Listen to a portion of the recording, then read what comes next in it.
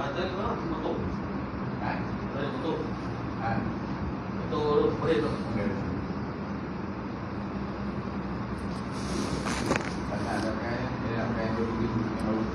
Biru kan?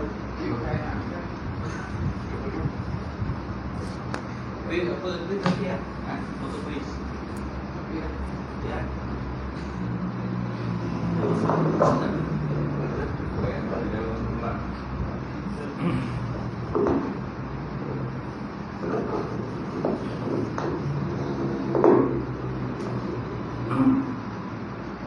Baik, insyaallah.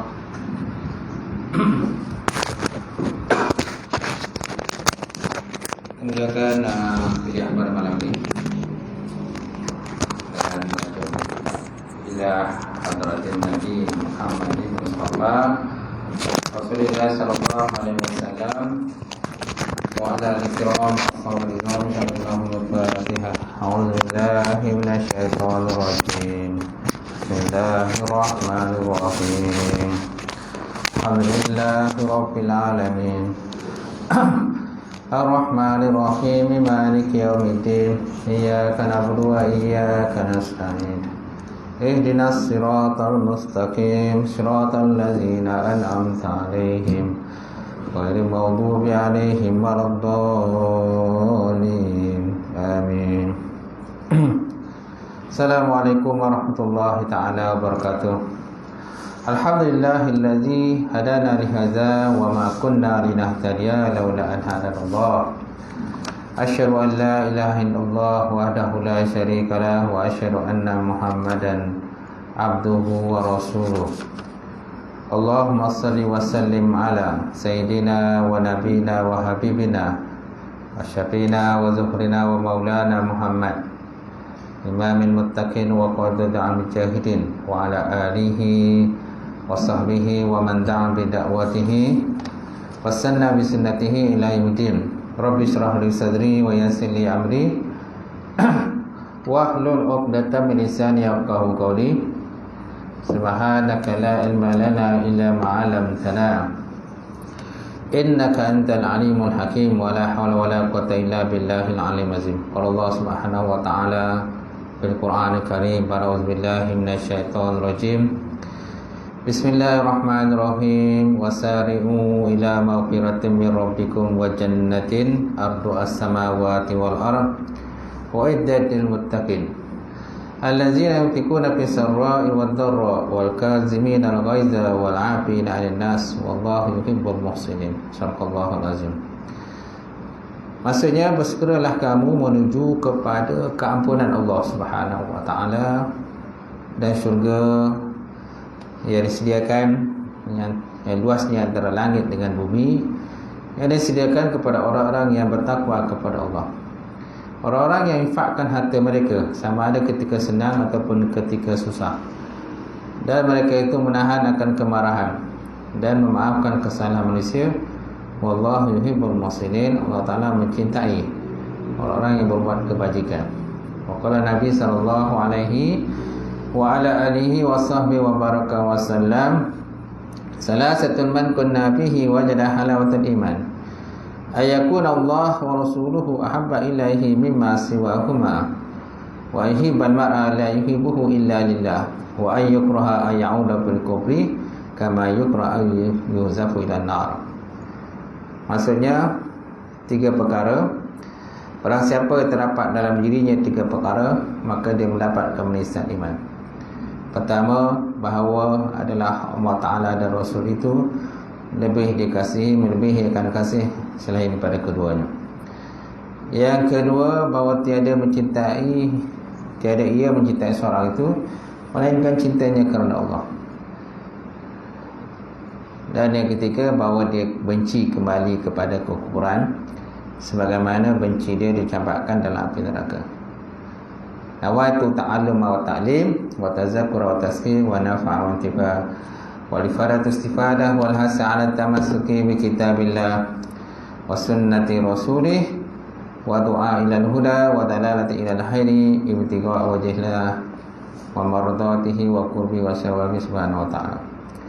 Yang mati silakan Al-Fatih Tuan Imam, Tuan Bilal, Tuan Kuasa Surau, sidang jemaah muslimin, muslimat, mukminin, mukminat Allah Ta'ala. Alhamdulillah, kita panjatkan puji dan syukur Allah Ta'ala kerana dengan limpah kurnia serta rahmat daripada Allah kita dapat bersama pada malam ini untuk kita memulakan pengajian kitab baru kita lah, kitab Minhajul Abidin. Kitab Minhajul Abidin yang dikarang oleh Imam Al-Ghazali rahimahullah ta'ala. Di tangan saya ni kitab terjemahan.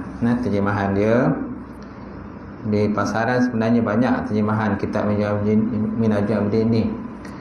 Tapi ini antara kitab yang terjemahan yang terbaik lah.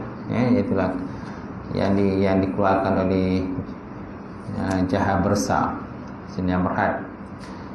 Baik, kita lihat sebelum kita baca kitab ni, terlebih dahulu kita sedekahkan Fatihah kepada pengarang kitab, iaitu Hujatul Islam Imam Al-Ghazali wa ta'ala. Al-Fatihah.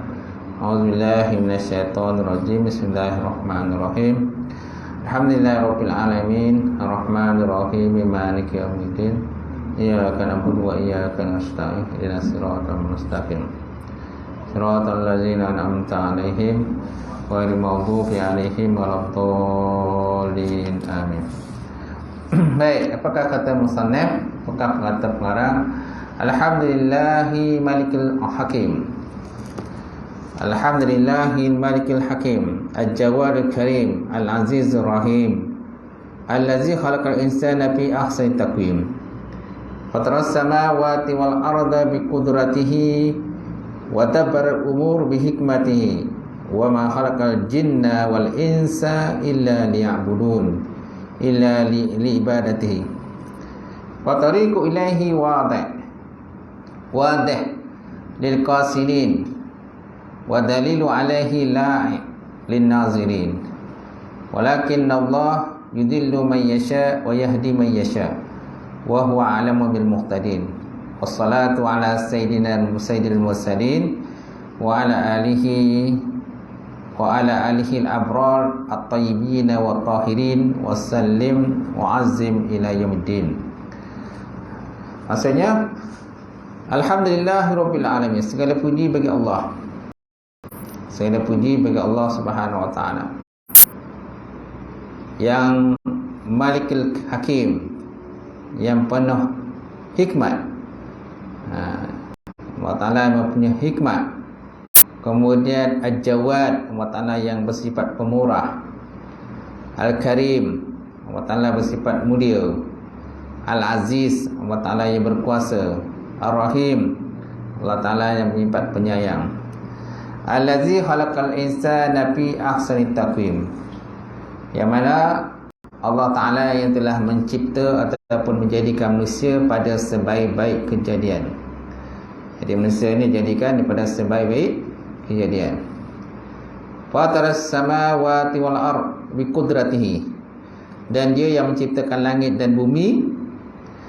Dia menciptakan langit dan bumi bi qudratihi, dengan kudrahnya. Wa dabbar umur bi hikmatihi, dan dia mengatur segala urusan dengan hikmahnya. Wa ma khalaqal jinna wal insa illa li ibadatihi. Jadi Allah Ta'ala itu menciptakan jin dan manusia melainkan untuk beribadah kepada Allah Ta'ala. Untuk beribadah kepada Allah Ta'ala. Wa dabbar umur bi hikmatihi. Fa tariqu ilaihi wadih lil qasidin. Sesungguhnya jalan kepadanya Allah Ta'ala itu telah penjelas bagi sesiapa yang mempunyai sebarang maksud dan mengkehendakinya. Kata Fatariqu ilaihi wadih lil qasidin. Maka jalan kepada Allah Ta'ala ini jelas. Lil qasidin, bagi orang yang bermaksud, bertujuan menuju kepada Allah. Wa dalilu alaihi la'i lin nazirin. Itu juga bukti dan dalil yang menunjukkan jalan kepadanya Allah telah pun terang bagi sesiapa yang berfikir. wa dalilul alaihi la'i. Dalil ataupun bukti bukti menuju kepada Allah Ta'ala tadi pun jalannya terang dan jelas bagi siapa yang berfikirlah. Tetapi walakin Allah yudhillu man yasha wa yahdi man yasha. Tetapi Allah Ta'ala boleh menyesatkan sesiapa yang dia kehendak, dan Allah Ta'ala juga boleh beri hidayah, petunjuk kepada siapa yang dia nak. Walakin Allah yudhillu man yasha wa yahdi man yasha wa huwa a'lamu bil muhtadin.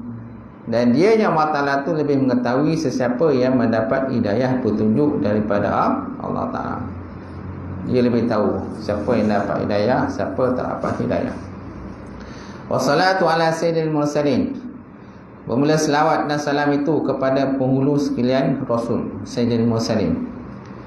Wa ala alihi, dan juga ahli keluarga dia. Al-abral. Abral maknanya sebaik-baik, sebaik-baik. At-taibin, lagi yang suci. At-tahirin, yang bersih. At-taibin wa at-tahirin, baik dan bersih. Wasallim wa azim ala yaumiddin. Semoga Allah Ta'ala menyelamatkannya. Wasallim wa azim, dan membesarkan dia, mengagungkan mereka, muliakan mereka, ila yaumiddin, sehinggalah pada hari kiamat. Itu antara yang sedikit dia punya mukadimah lah, mukadimah kepada kitab ini. Baik. Kemudian, wahai saudaraku, dia kata, semoga Allah Ta'ala membahagiakan kita dengan keredaannya. Hendaklah dimaklumi bahawa ibadah itu adalah buah daripada ilmu. Dia kata, wahai ikhwanul muslimin, wahai orang-orang yang beriman, wahai saudaraku, kata musannif, kata Imam Ghazali, semoga Allah Ta'ala membahagiakan kita. Hendaklah kita ketahui bahawa ibadah adalah buah daripada ilmu. Ibadah ni buah dia. Kalau ada ilmu, tak ibadah pun tak ada buah, tak ada hasil lah. Tak ada hasil. Setiap benda yang kita tanam mesti nak akan hasil kan. Setiap benda yang kita laburkan mesti nak hasil daripada pelaburan itu. Jadi ibadah ni buah daripada ilmu dia. Ada ilmu tak ibadah pun tak guna. Gitu. Kemudian faedah daripada umur. Faedah daripada umur. Yang mana ibadah ni dia juga faedah daripada umur kita. Kemudian hasil usaha daripada hamba-hamba Allah Ta'ala yang kuat-kuat. Ianya merupakan barang sangat berharga daripada para awliya. Nampak? Jadi ibadah ni dia merupakan satu barang berharga dia. Yang mana dia merupakan macam hadiah daripada para awliya Allah Ta'ala. Ianya merupakan barang sangat berharga daripada para awliya. Kemudian jalan yang ditempuh oleh orang bertakwa. Ibadah ni termasuk benda yang ditempuh oleh orang takwa. So kalau kita nak menjadi orang bertakwa, salah satunya kena ibadah, menyembah Allah Ta'ala. Dan ibadah ni luaslah, konsep dia luas. Ibadah ni luas. Dia bukan ibadah ni bukan hanya sekadar sembahyang saja, puasa saja. Malah benda lain pun termasuk juga. Kemudian bahagian untuk orang yang mulia. Jadi kata ibadah tadi merupakan bahagian untuk orang yang mulia. Senak jadi orang mulia, kena ibadah. Kemudian tujuan bagi orang-orang yang berhemah tinggi. Syiar daripada golongan terhormat. Kalau kita nak jadi orang yang terhormat, sunnah kena perbanyakkan ibadah. Bukan makna kita minta orang puji kita untuk ibadah. Tapi memang tugas kita lah sebagai hamba. Kan dalam Al-Quran tadi, wa ma khalaqtul jinna wal insan tadi illa liya'budun, tidak aku jadikan jin dan manusia melainkan untuk beribadah. Betul. Tak ada fungsi lain, semua untuk ibadah. Kemudian pekerjaan dari orang-orang yang berani. Pekerjaan daripada orang berani, pilihan dari mereka yang waspada, dan ianya juga merupakan jalan menuju ke syurga Allah Ta'ala. Jadi nak menuju pada syurga perlu ibadah. Allah Ta'ala sebut dalam Quran, wa ana rabbukum fa'buduni. Wa ana rabbukum fa'buduni. Dan akulah Tuhan kamu, maka sembahlah oleh kamu akan aku. Ubudui. Sembah oleh kamu akan aku. Semua konsep penyembahan tu luaslah. Luas penyembahan. Termasuklah solat. Solat di samping itu kita tidak menyekutukan Allah Ta'ala dengan sesuatu pun termasuk dalam konteks ibadah juga. Bekerja untuk kita niat kerja kerana Allah pun jadi ibadah. Walaupun kerja tu benda dunia kan, kerja benda dunia lah. Nak cari makan minum kita, nak fakahkan, nak mencari kehidupan, perlukan kepada bekerja. Tapi tengok niat kita lah. Kalau kita niat baik kerana Allah, maka kira ibadah kan? Ibadah lah. Baik. Dan firman yang lain lagi Allah Ta'ala sebut, dia kata, inna haza kana lakum jazaa'a wa kana sa'yukum mashkura. Inna haza kana lakum jazaa'a wa kana sa'yukum mashkura. Ini adalah ganjaran bagi kamu kerana atas usaha kamu yang bersyukur. Baik, kemudian jadi perkara-perkara tentang ibadah telah pun cukup kami fikirkan, kata misalnya. Maknanya Imam Ghazali ni banyak benda lah dia nak fikir lah. Imam Ghazali ni dia bukan hanya alim dalam bab tasawuf, malah dalam fiqh pun dia alim juga. Kan? Tafsir pun ada juga. Tafsir Imam Ghazali kan. Ada satu-satu tu tafsir Imam Ghazali. Mana Imam Ghazali sendiri buat tafsir. Tapi tak adalah banyaklah macam ulama-ulama tafsir Imam Qurtubi kan. Kemudian Dr. Wabah Zuhaili tu karang tafsir Al-Munir kan, berjilid-jilid banyak kan itu. Macam tu. Jami' Ahkamul Quran, itu Imam Qurtubi ni, tu berapa jilid tu banyak. Baik, maksudnya jadi perkara tentang ibadah telah pun cukup kami fikirkan. Telah pun kami teliti jalannya daripada awal sehingga sampai tujuan akhirnya yang diidam-idamkan oleh para penempuh. Gitu. Ternyata ianya satu jalan yang sangat susah dan sukar, dia kata. Jadi ibadah ni satu jalan yang susah. Susah tu maknanya dalam konteks kita nak istiqamah lah. Nak istiqamah ibadah ni susah. Banyak juga cabaran dan dugaan dia. Sesekali buat tu okey lah. Bila dah selalu buat tu dia jemu, malas, lesu dan sebagainya. Itu adalah cabaran lah dalam konteks ibadah ni. Itu pun disebut oleh Syekh Ibn Athaillah pun disebut dalam kitab kata Syarah Hikam. Itu. Baik. Ternyata ianya satu jalan yang sangat susah dan sukar. Banyak tanjakan-tanjakannya. Mana tanjakan ni cabaran. Banyak cabaran-cabaran yang besar. Kemudian sangat payah. Kemudian jauh perjalanannya. Kemudian besar bahayanya. Tidak sedikit pula halangan dan rintangannya, kata pengarang. Kemudian sama-sama. Kemudian sangat bahaya. Di mana diibaratkan tempat yang membawa kepada kecelakaan dan kebinasaan.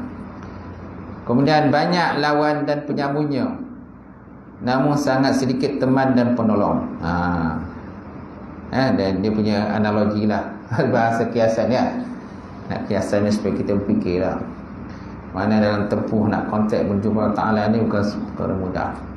Bukan semudah yang kita cakap lah. Cakap tu boleh mudah je.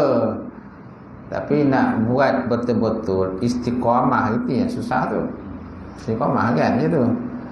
Banyak orang-orang yang ibadah ni dia ngancam angkat-angkat ayam lah. Itu juga dalam konteks belajar tu juga. Permulaan pengajian, ada ustaz nak datang, ustaz baru nak datang belajar. Berduyun datang ramai. Lepas tu dah pertengahan jalan dah kurang. Pertengahan ujung jalan dah semakin kurang. Sebab apa? Cabaran ibadah. Sebab mengaji kan ibadah juga. Belajar pun dalam konteks ibadah kepada Allah, betul tak? Malaikat menulis, malaikat memohon keampunan kepada orang-orang yang menuntut ilmu. Man yatamis tariqan ilal jannah. Dia salah satu daripada jalan menuju ke syurga. Talabul ilmi sakharallahu tariqan ilal jannah. Orang siapa yang mencari jalan, satu jalan menuntut ilmu, maka Allah Ta'ala menyediakan satu jalan menuju ke syurga Allah Ta'ala. Baik, kemudian sememangnya keadaan tersebut di atas telah pun menjadi rumlah. Ini kerana ibadah itu sebagai jalan menuju ke syurga. Jadi semua ini sesuai dengan sabda baginda Rasulullah sallallahu alaihi wa ala alihi wa sahbihi wa baraka wasallam, ala wa inna jannata khuffat bil makarih wa inna an-nar khuffat bisyahwat. Ketahuilah olehmu sesungguhnya syurga itu dikepung dengan segala kesukaran. Ala wa inna jannata khuffat bil makarih. Syurga ni dikepung oleh segala macam benda susah. Susah nak masuk dia tu bukan mudah kan. Susah nak masuk. Tempat yang orang kata kan, tempat yang aman, selesa. Tentulah dia punya, kalau dalam dunia lah, kita nak masuk hotel yang mahal, tentulah bayar mahal juga. Kenalah sediakan duit yang banyak. Kita tengok yang Piala Dunia hari ni, Piala Dunia final kan, tengoklah berapa tiket dia. Beribu tiket kan, 10,000 lah satu tiket untuk nak masuk tengok menonton final Piala Dunia tu kan. Satu tiket tu berapa? 10,000 kan? Yes, mak. Ni syurga. Syurga ni. Tempat kekal abadi. So nakkan syurga tu mestilah banyak dia punya rintangan dia. Rintangannya, cabaran dia dan sebagainya. Betul tak? Cobaan dia barulah boleh nampak masuk syurga tu. Tu macam ni. Maknanya kesukaran tu, kepayahan tu dia macam duit tadilah. Macam duit nak beli tiket, nak tengok final Piala Dunia kan. Terpaksa dilaburkan duit yang banyak baru boleh masuk. Okay? Tak ada duit tak boleh masuk. Tengok dalam TV lah. Boleh tengok TV lah. Lepas tu nak pergi sana pun nak kena bayar kapal terbang lagi, dengan hotel dia macam-macam kan. So mana kalau tak ada duit, tak payah cakap lah nak pergi tengok final. Walaupun final tu dah habis dah kan tu. Maksudnya, jadi kata Rasulullah SAW, ala wa inna jannata khuffat bil makarih wa inna an-nar khuffat bisyahwat. Ingatlah ataupun ketahui olehmu sesungguhnya syurga itu dikepung dengan segala macam kesukaran, sedangkan neraka dikelilingi dengan segala benda yang menarik, menyenangkan. Segala benda yang menyenangkan. Macam tu. Nak masuk neraka senang lah. Masuk syurga mahal. Sebab again, first class tu kan tempat. First class punya tempat mestilah tempat baik kan. Melebihi daripada hotel 5 bintang. Tahu apa bintang lah kan. Baik, Rasulullah SAW bersabda pula seperti mana dalam satu hadis yang lain, ala wa inna jannata huznun bil warbi rabwatin, ala wa inna nar syahlun bi syahwatin. Ingatlah bahawa jalan ke syurga itu penuh dengan rintangan dan cabaran, sedangkan jalan ke neraka itu mudah. Gitu. Wa inna nar sahlun, sungguhnya jalan neraka itu mudah dan rata dengan sesuatu yang menyenangkan. Jalan yang mudah rata. Sedangkan nak ke syurga ni macam jalan naik bukit, turun bukit, tu lembah dengan kata ada selekoh yang berbahaya kan. Kalau boleh kita lalui semua tu selekoh yang berbahaya tu, lembah, sungai, bukit, gunung kanan dan sebagainya, dan macam-macam lagi lah dengan binatang buas dan sebagainya. Boleh bagi masuk syurga. Sedangkan kalau masuk neraka ni senang je, apa payah mana. Tak ada rintangan-rintangan. Kan jalan rata kan, cantik jalan rata je. Binatang buas pun tak ada. Tol pun tak ada. lubang-lubang pun tak ada, selekoh bayar pun tak ada, semua senang masuk neraka. Itu itulah ibaratnya. Kata Rasulullah sallallahu alaihi wasallam, wa i'la wa inna jannata huznun bidrawatin, ala wa inna an-nar sahlun bisyahwatin. Ingatlah jalan ke syurga itu penuh rintangan dan cabaran, sedangkan jalan neraka itu mudah dan rata dengan sesuatu yang menyenangkan. Semua ini ditambah dengan kenyataan bahawa manusia itu lemah, sedangkan zaman sudah payah. Urusan agama mengalami langkah mundur. Kesempatan dan peluang beribadah sangat kurang. Banyak kerja, banyak tugasan, umur pendek. Ini cuma cabaran lah. Okay? Tugasan banyak, tugasan kerja, sibuk, kan? Mesyuarat sana, mesyuarat sini, program sana, program sini, meeting sana, meeting sini, tu kan? Terkejar-kejar lah macam tu. Dengan kerja shiftnya macam lah, dapat OT lagi, kan? Nak cari duit, betul tak? Nak cari duit, macam tu. Lepas tu Malaysia pula suka berhutang pula tu. Satu batang harga. Hutang ceti lah, hutang alung lah, macam-macam. Itu dunia zaman sekarang lah. Dunia zaman sekarang yang penuh dengan cabaran. Imam Ghazali ni sebut ni pada zaman dia. Mana pada zaman dia pun dunia dah macam tu dah. Keadaan dia. Pada masa kitab ni dikarang oleh Imam Ghazali kan, pada masa itu pun tuan-tuan, dunia pun dah macam lagu. Dah. Baik, semua ini tambah dengan kenyataan bahawa manusia itu lemah. Manusia pun lemah. Dalam apa saja konteks, asalnya manusia ini memang lemah. Sedangkan zaman sudah payah. Urusan agama mengalami langkah mundur. Kesempatan dan peluang beribadah sangat kurang. Banyak tugasan, umur pendek, kan? Kemudian penguji amat teliti.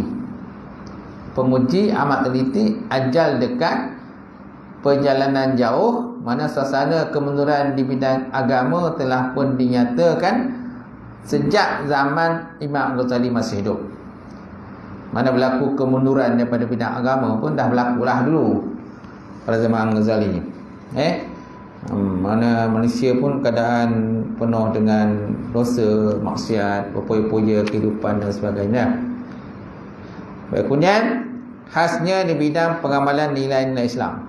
Justru tuan-tuan, itulah Imam Ghazali menerusi cara hidup sufi dan zuhud, mempelawa kaum muslimin untuk kembali kepada ajaran Islam yang sebenar.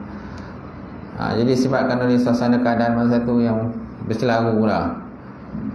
Zaman sekarang pun bercelaru juga kan, macam politik sana, politik sini dan sebagainya kan. Dengan apa lagi, dengan tanah runtuh lah lagi, dengan banjir sana, banjir sini dan sebagainya kan. Baik. Jadi maksud Imam Ghazali ni zaman dia. Zaman dia pun masyarakat pun dah mula rosak lah macam tu. Baik. Jadi dia ajak kaum muslimin kembali kepada Islam. Dia kata, justru Imam Ghazali mesti cara hidup sufi, dia buat cara hidup sufi dan zuhud. Jadi dia ajak Islam kembali pada agama Allah Subhanahu Wa Taala. Dia kata mungkin faktor yang mendorong beliau menyeru kaum muslimin dengan menerusi gaya hidup zuhud dan sufi disebabkan sebagian umat Islam telah terlena dengan berbagai kemajuan dan kemewahan dunia yang melalaikan urusan akhirat. Sebab tak? Sebab masa tu umat Islam dah mula lalai lah dengan bab-bab dunia. Harta benda, kekayaan, kemewahan dan sebagainya, semua dah melalaikan. Kalau zaman sekarang pun tengok jugalah, faham kan? Orang yang solat pun boleh kira lah dengan jari berapa yang solat, yang tak solat. Baik. Walaupun time Jumaat kita nampak orang, nampak ramai orang datang sembahyang Jumaat, tapi kat luar tu pun sebenarnya lagi ramai orang tak sembahyang gitu. Baik. Sebenarnya jadi mungkin faktor yang mendorong beliau menyeru kaum muslimin dengan menerusi cara hidup, gaya hidup zuhud dan sufi disebabkan sebagai umat Islam telah terlena dengan berbagai kemajuan dan kemewahan dunia yang melalaikan urusan akhirat. hanya ketaatanlah yang menjadi bekal. Kerana itulah mestilah taat. Taat maksudnya hanya takwa yang menjadi bekal akhirat. Itu maksud taat tu takwa lah. Takwa kepada Allah Subhanahu Wa Taala. Apa makna takwa? Takut pada Allah. Kan? Apa makna takwa daripada sudut ta'rifnya? Makna takwa imtisarul awamirillah wa ijtinabu nawahi fi sirri wa alaniyah. Menjunjung tinggi perintah Allah Subhanahu Wa Taala. Dan meninggalkan segala tegahan larangannya, sama ada orang nampak ke tak nampak. Itu ada takwa. Baik, hal ini sangat terang dan telah pun dijelaskan dalam Quran, seperti mana firman Allah Subhanahu Wa Taala Quran, wa tazawwadu fa inna khairaz zadit taqwa wattaquni ya ulil albab, ya ulil albab. Wa tazawwadu, naklah kamu cari bekal. Watazaru fa inna khairaz zadi taqwa, dan sebaik-baik bekalan itu ialah takwa. Sebaik-baik bekalan ialah takwa. Maksudnya melihara diri daripada kaiban, contohnya minta sedekah. Jauhkan daripada minta sedekah. Wattaquni ya ulil albab, dan takut oleh kamu kepadaku, kata Allah, wahai orang-orang yang berakal. Ulul albab maksudnya orang berakal lah. Maksud berakal ini orang yang dapat memikirkan dan memahami memahami segala arahan-arahan dan juga perintah Allah Ta'ala, dan juga arahan daripada baginda Rasulullah Sallallahu Alaihi Wasallam. Gitu. Baik, kemudian kata musannaf lagi, namun waktu telah berlalu, tidak dapat datang semula. Pendek kata, siapa yang taat, dialah yang beruntung, dialah bahagia. Siapa yang tak mahu taat, maka rugi dah, celaka dah dia. Mana benda yang dah berlalu. Orang dah meninggal lah. Orang dah meninggal tak sempat taubat kepada Allah, rugi dia. Yang dah meninggal, yang dah berlalu kan, dia tak sempat taubat Allah, kesian lah. Orang macam mana? Itu terserahlah kepada kasih sayang Allah Ta'ala lah. Tapi kalau ikut pada hukum zahirnya, siapa tak taubat tu, mana dia akan diazab lah Allah Ta'ala. Tapi di sebalik hijab tu, terserahlah pada Allah Ta'ala. Macam mana? Baik. Dengan demikian, permasalahannya adalah sangat besar dan berbahaya. Kerana itulah maka jarang sekali orang yang memilih jalan ini. Di antaranya yang memilihnya pun jarang sekali yang benar-benar menempuhnya. Nampak? Jadi nak pilih jalan sufi ni, jalan tasawuf ni, tak ramai. Tak ramai kan? Sebab ramai lebih kepada jalan syariat. Itu pun yang syariat lah. Ada juga yang tak syariat dan tak syariat pun ada. Tak apa benda tau. Ada yang tak percaya dengan Tuhan pun ada kan? Tak percaya dengan Tuhan. Dia tak percaya dengan Tuhan. Dia kata alam ni terjadi dengan sendirinya. Tapi bila time dia terdesak, sempit, dia cari Tuhan lah. Kan? Contohlah kalau dia naik kapal pergi ke laut, kapalnya pecah, dilanda gelombang, ombak, taufan dan sebagainya. Maka dia berpaut dengan sebatang kayu. Masa itu baru dia ingat Tuhan, kan? Dia ingat pada Tuhan lah. Sebab apa? Dah kiri kanan jerung dah. Jerung dah melengkar, pusing-pusing kan, dah nyawa kat hujung tanduk kan. Masa itulah dia mencari Tuhan. Baru dia percaya dengan Tuhan. Tuhan ada. Sebelum ni tak percaya dengan Tuhan. Baik, seterusnya. Jadi demikian, masalahnya adalah sangat besar dan bahaya. Kerana itulah maka jarang sekali orang yang milih jalan ni. Jalan tasawuf, jalan sufi ni jarang orang pilih. Orang lebih pilih jalan syariat sajalah. Tapi yang sebaiknya kita kena pilih jalan syariat dan jalan sufi. Tasawuf pun kena ada jugalah. Macam tu. Baik. Seluruhnya di antara mereka yang menempuhnya pula jarang yang sampai kepada tujuan dan destinasinya dan berjaya mencapai apa yang dikejarnya. Jarang pula orang yang tempuh jalan sufi ni kadang berjaya. Tak sampai pada tujuan. Ada yang sekat jalan ada. Sekat jalan dia, lepas tu tak ada lagi. Tak ada sufi lagi lah. Yang tasawuf jadi dah jadi tasawuf pula. Gitu. Kerana susah kan? Susahnya.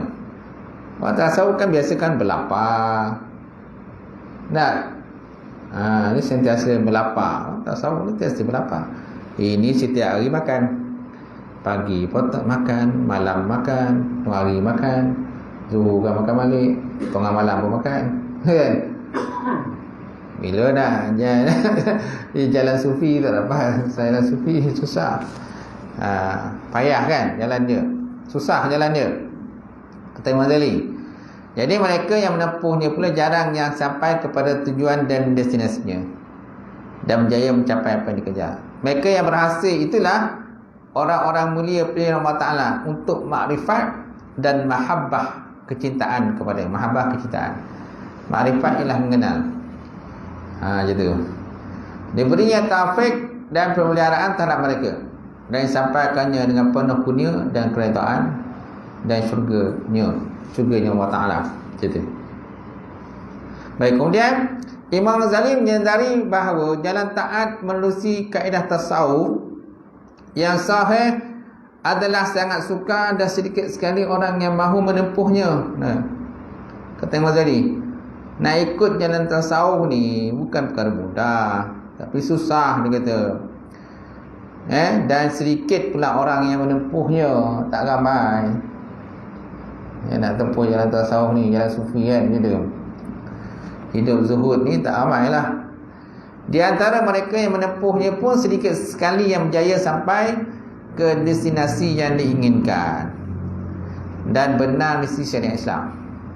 Sememangnya berapa ramai orang yang memilih jalan hidup sufi dengan berbagai macam tarikat. Namun apa tak ada yang dapat dicapai melainkan kesesatan sahaja.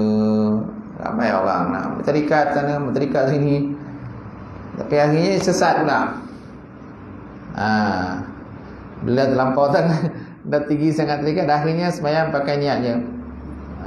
Sembahyang pakai niat gitu. Kemudian tak payah bekerja, duduk je menung kan, tak payah kerja apa-apa. Itu jadi masalah tu. Duit akan datang bergolek. Jadi kan, itu kata Imam Ghazali. Gitu. Di antara mereka yang menempuhnya sedikit sekali yang berjaya sampai ke destinasi yang diinginkan dan benar sisi Islam. Sememangnya berapa ramai orang yang diinginkan, berapa ramai orang yang memilih cara hidup sufi dengan berbagai tarikat, namun tak ada yang dapat dicapai melainkan sesat. Akhirnya disesat. Ikut pula tarikat-tarikat tentu arah. Tarikat pula tak berdaftar, kan? Tarikat pula tak berdaftar, kan? Ada yang kadang mengaku Imam Mahdi pun. Kan baru ni kan ada tangkap Imam Mahdi. Ni 9 dah. 9. Ada dengar tak? Tak ada itu. Ada. Lamalah dia orang intip, orang pasal intip. Hari dapat tangkap Imam Mahdi.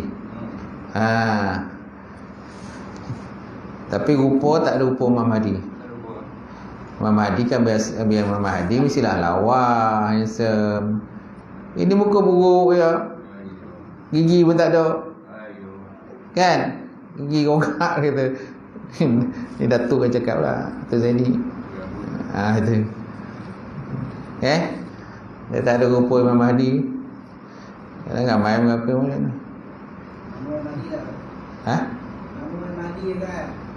Mungkinlah nama Imam Mahdi. Tapi dia mengaku Imam Mahdi. Dia mengakulah, dia declare lah Imam Mahdi. Tapi tak ramai lah orang tahu kan. Tak ramai yang tahu. Itu Datuk kita itu dalam program mana, Kausim itu. Program dengan Guru Takmir. Baik, sebenarnya namun apa yang tak ada dicapai melainkan sesat.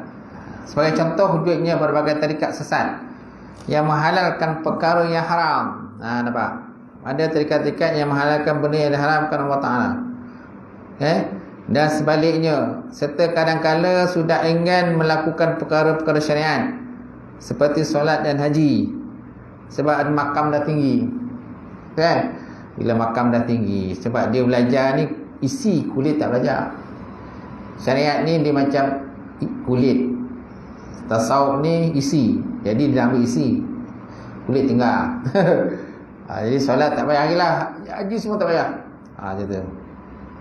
Bahkan ada yang lebih sesat lagi, kata, iaitu sebahagian ajaran kebatinan yang sesat dengan tak perlu bersembahyang. Tak perlu sembahyang.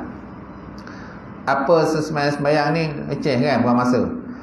Apa yang penting bagi mereka, telah pun ingin dalam hatinya kepada Allah. Kan? Wa iyyazubillah min zalik. Nampak? Mana yang penting hatinya dah ada Allah. Kan? Mana dalam jubah ni ada Allah. Dalam jubah dah ada Allah, dalam kocek seluar, dalam kocek baju semua dah ada Allah. Kan? Semua Allah lah. Kan? Itu dikatakan hal hulul kan? Al-hulul. Hulul ni apa je Allah. Baju Allah. Botol ni Allah. Kitab Allah. Cawan, gelas Allah. Semua Allah. Itu pun jadi masalah kan gitu. Sedangkan Allah Ta'ala tak boleh serupakan dengan sesuatu. Allah Ta'ala dia macam orang kata je tu. Wahdatul wujuh lah. Pahaman wahdatul wujuh. Pahaman wahdatul wujuh macam tu kan. Yang syariat, yang Syiah punya tu, pahaman wahdatul wujuh tu kan, mana semua Allah. Mana nampak handset Allah, nampak kayu Allah, nampak batu Allah, semua Allah. Sedangkan Allah Ta'ala tidak boleh serupakan dengan satu pun. Gitu. Baik. Jadi kita memohon semoga Allah Subhanahu Wa Ta'ala memasukkan kita dalam golongan yang beruntung dengan polehi rahmat daripada Allah Ta'ala. Oleh kerana saya lihat di jalan ini begitu keadaannya, saya berfikir dengan merenungkan bagaimana cara menempuhnya. Apa alat dan kelengkapan yang diperlukan kepada si penempuh jalan sufi ini. Dengan ilmu dan amal, mudah-mudahan sahaja ia dapat menempuhnya dengan taufik ilahi dalam keadaan selamat. Itu yang kita minta lah. Tidak terhenti dalam cabaran sehingga patah di situ dan termasuk orang yang binasa. Kita takutnya tu lah, masuk tersesat jalan kan. Sesat jalan ni susah. Itu yang kata, kan ada ajarannya hari tu yang di Langkawi tu kan, dia boleh peluk-peluk, pegang-pegang isteri kepada pengikut dia. Isteri pengikut dia lah, dia kan ramai pengikut. Dia boleh lah pegang-pegang isteri pengikut dia, peluk-peluk, boleh je tu. Dia mana dia dah menghalalkan lah, menghalalkan benda-benda yang diharamkan Allah Ta'ala. Sebab dia rasakan makam dah tinggi. Makam tinggi. Kalau dulu kan ada apa satu lagi, ayah pin macam tu kan. Ayah pin macam tu. Itu satu juga. Masalahnya pengikut dia kadang fanatik. Fanatik walaupun ayah pin dah meninggal, dia masih fanatik lah dengan ayah pin lagi. Dia kata, dia kan pengikut dia kan, dia masuk dalam alam sekejap mata, sekelip mata ke apa? Alam sekejap mata ke? Alam barzah. Masuk ke alam barzah, jumpa ayah pin. Kira tak? Tapi dia tak sebut barzah. Apa yang sebut Hafiz? Alam apa? Dia ada punya pengikut dia tu. Dia ada video dia. Video. Jadi dia anggap ayah pin sebagai Tuhan. Dia nampak ayah pin tu, kaki dia panjang, badannya sampai ke langit, kakinya ke bawah, tinggilah nampak. Dia anggap ayah pin tu sebagai Tuhan pada dia. Sebagai Tuhan. Ada video dia. Kadang dia ada dalam FB dia. Ada orang ulang-ulang tayang lah kita. Baik, seterusnya oleh sebab itulah sebabnya maka saya, kata pengarang mana Imam Ghazali, berusaha menyusun beberapa kitab tentang jalan ke arah itu dan cara serta kaedah-kaedah untuk menempuhnya. Seperti antara lain ialah seperti kitab Ihya Ulumuddin. Kemudian apa lagi? Kitab Al-Qurbah. Dia ada satu kitab namanya kitab Al-Qurbah dan sebagainya. Akan tetapi kitab-kitab tersebut banyak mengandungi perkara-perkara yang halus, dia kata. Banyak kadang-kadang kitab Imam Ghazali ni yang Ulumuddin, kadang-kadang dia bahas benda-benda yang halus-halus. Susah nak faham. Gitu. Kan tapi dia kata kitab-kitab tersebut banyak mengandungi perkara-perkara yang halus, mendalam sekali, sukar untuk dimengerti oleh orang awam. Orang awam tak faham. Sebabnya kena berguru kan. Sebabnya guru. Kena ada orang tak berguru, beli kitab terjemahan, faham sendiri je. Gitu. Baca nahwu sharaf pun tak ada. Kan? Kata Imam Ghazali, dia kata tetapi kitab-kitab tersebut banyak mengandungi perkara yang halus, banyak perkara yang mendalam sekali, sukar untuk dimengerti oleh orang awam, sehingga akhirnya mereka membenci kepada tasawuf dan sufi. Kemudian mereka mengecam apa sahaja yang mereka belum faham dalam kitab-kitab tersebut. Bagi yang tak faham tu dikecam lah. Kata Imam Ghazali ni kitab ni ta'if, kata maudhu, macam-macam lah. Dia kata. Namun kita seharusnya hairan kerana kitab mana yang lebih mulia dan lebih baik daripada Al-Quran. Tetapi kitab suci ini pun masih sahaja dicela oleh orang-orang yang tahu menerima. Dia kata, kalau kita mencela kitab-kitab Imam Ghazali, Ihya Ulumuddin, Quran bukan ada orang cela juga. Bagi orang yang tak nak terima Quran lah. Orang tak nak terima Quran ni, Quran pun dicela. Kan? Abu Lahab, Abu Jahal pun dicela juga, walaupun tu Quran. Orang kita pun, orang Islam pun kadang cela juga. Baik. Yang puak-puak apa tu, LGBT dia semua kan. LGBT tu kan, dia pun sama juga tu. LGBT, yang lesbian, gay, transgender, betul tak? Bioseksual kan, LGBT tu. Lelaki kahwin lelaki, perempuan kahwin perempuan, kan?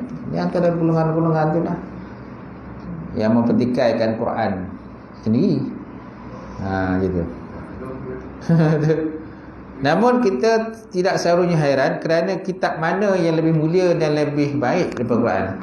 Tetapi kitab suci ini pun masih sahaja dicela oleh orang-orang yang tak mahu menerimanya. Mereka katakan hanya cerita-cerita dongeng belaka, dia kata. Mana apa yang dalam Al-Quran tu cuma dongeng. Cerita-cerita yang dulu-dulu Nabi-Nabi Rasul-Rasul kan. Nabi Musa ke apa benda tu cerita karut marut. Cerita dongeng lah. Ni orang yang tak nak terima Quran gitu. Hari ini dijelaskan Allah Ta'ala dalam Quran. Dia kata wa ma yakazzibu bihi illa kullu muqtadin asim. Iza tutla alaihim ayatuna qala asatirul awwalin. Gitu.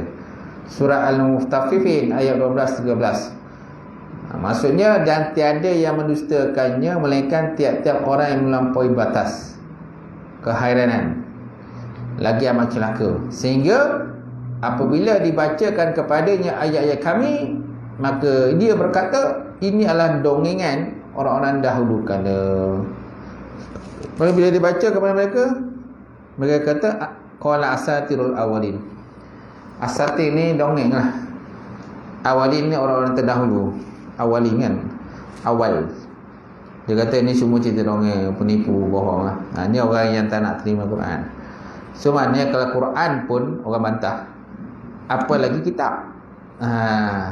Kitab pun ada juga orang bantah. Apa lagi kalau dia tak boleh nak terima lah. Gitu. Contohnya antaranya Imam Ghazali, Yahya Alimuddin kan. Kira-kira kita usfian lah tasawuf ni. Baik, wallahu a'lam bissawab. Sampai situlah perbincangan mukadimah kita lah untuk malam ini. InsyaAllah datang semua. Boleh ya? Ada soalan? Tak bangun bila kan? Ya? Bila tempat. Apa? Saya pakai Afi order lah, kena order. Harga berapa? 55. 55. Dia kita Arab dia pun ada. Dia ada Arab. Lepas tu banyak juga terjemahan dia, keluaran terjemahan lah. Banyak syarikat lah yang terjemahan juga. Tapi saya suka pakai yang ni. Okey, habis eh? A'udzubillahi minasyaitonir rajim. Bismillahirrahmanirrahim. Alhamdulillah wassalatu wassalamu ala syafi'il mursalin wa ala alihi wasahbihi ajmain. Allahumma zidna ilman nafi'a wa yaqinan sadiqa wa amalan mutaqabbala wa rizqan halalan wa barakatan katsirah. Wasiyana fataya alim wa lana qulubana bi nuri ma'rifataka wa ta'ala. Allah fakana bidin, Allahumma fakana. Allahumma hadza jam'al marhumah wa tafarruqana min ba'dihi tafarruqan ma'sumah. Rabbana atina fid dunya hasanah wa fil akhirati hasanah wa qina azabannar. Subhana rabbika rabbil izzati amma yasifun wa salamun alal mursalin. Qabalallahu minkum.